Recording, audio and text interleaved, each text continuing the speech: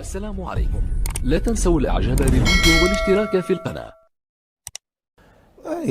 لازم نعرفوا ماذا يريده المدرب الوطني وشنو البروجي تاعو في اللعب باش نعرفوا على اساس ماذا يتم استخدام اللاعبين في كل مره. اليوم يشوفوا وافدين وغائبين لاسباب مع الوقت في بعض الحالات تبدو غير موضوعيه يعني وما عندهاش مفهوم.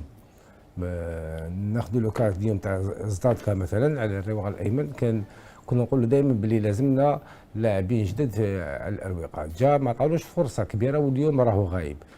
اليوم جاء لاعب جديد تاع صندوريا. بون سان جوار هما يقولوا الى مكتوب يعني لي ضربه بصح هو يلعب سور الكولوار، يلعب الكوتي غوش يسموه ان بيستو يعني يعني عنده نزعه هجوميه اكثر منها دفاعيه. ما على بالناش اسكو هذا الجوار مهدي، اسكو مهدي ليريس يكون حاضر في التربص المقبل. هناك عده نقاط استفهام اكيد. نطرح سؤال: ماذا يريد هذا المدرب الوطني اللي عنده كونترا مزيد حتى 2026؟